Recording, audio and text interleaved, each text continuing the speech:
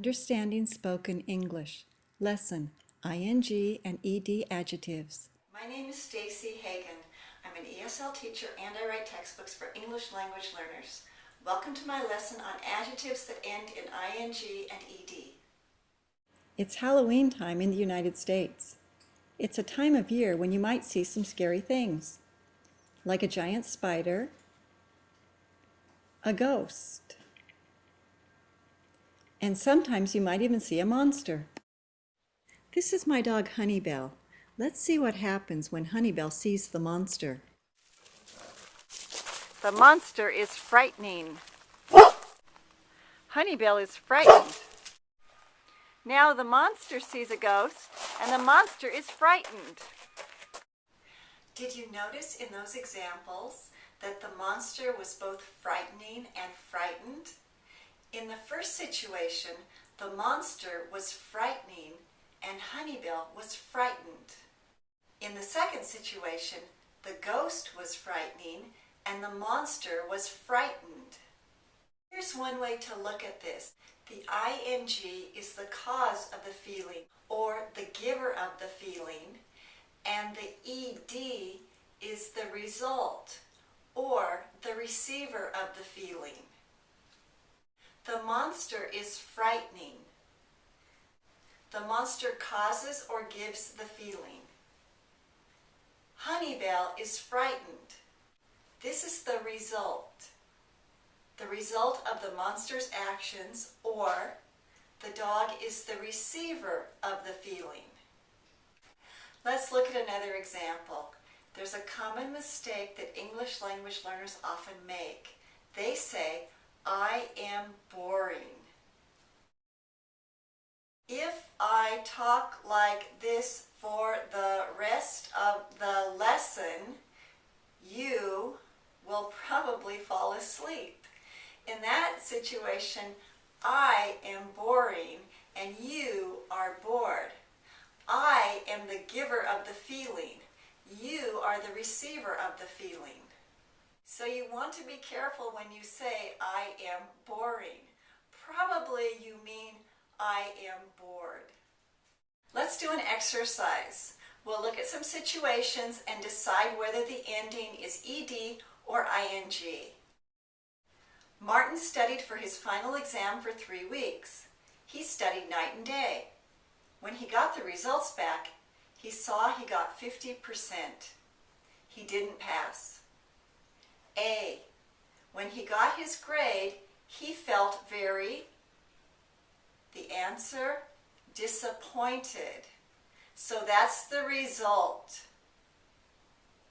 B. The grade he got was disappointing. That's the cause of his feeling. Let's look at another one. Martha is a hard worker. She goes to work at 5 a.m. and gets home at 7 p.m. She is a nurse at a large hospital. A. Her day is very, the answer, tiring. And B. When she gets home from work, she feels very tired. That's the result. Let's do one more. Julia's friends had a surprise birthday party for her. They were hiding in her house when she got home from work. Her house was dark. A. When she turned on the lights, she was surprised. That's the result. B. Seeing all her friends was surprising. That's the cause of her feeling. I hope this is making more sense to you. Now, ed and ing can be hard to hear in spoken English because they are very short endings. So I want to do a practice now where I say a sentence and you decide the ending you hear. It may be that there's no ing or ed ending in the sentence. It might just be a verb and not an adjective. Ready? Let's begin. Sandra needed directions to Mike's house. Mike gave her very bad directions and Sandra got lost. Here is what Sandra said to Mike. Number 1, I was confused by your directions and got lost. I was confused by your directions and got lost. Number 2, I actually felt scared for a few minutes. I actually felt scared for a few minutes. Number 3, it was amazing that I found your house. It was amazing that I found your house. Number 4, I was excited when I saw your address. I was excited when I saw your address. Number 5, do your directions frustrate other people? Do your directions frustrate other people? And number 6, are your directions frustrating to them? Are your directions frustrating to them? Let's check your answers and see how you did.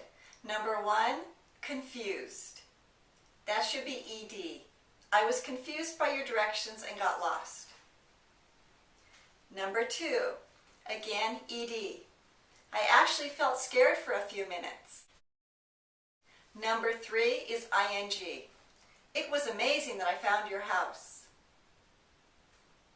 Number 4, ED. I was excited when I saw your address. Now, number 5 is the tricky one. It's not ING and it's not ED. It's just a main verb. Do your directions frustrate other people? And number 6 is ING. Are your directions frustrating to them? There are a couple of adjectives that don't take ING. These are exceptions. Do you remember at the beginning of the lesson we talked about the scary monster? Scary is an example. We can say scared, but there's no ING form. We say scary. So scared, scary. Another one is delightful. We say delighted and delightful. Now we'll do another exercise where I give you some situations and you figure out the adjective. Let's begin. A family was hiking in the woods. There was a big storm with lightning and loud thunder. The wind blew very hard. A few trees fell down. The storm was... The answer is frightening. The storm caused a feeling.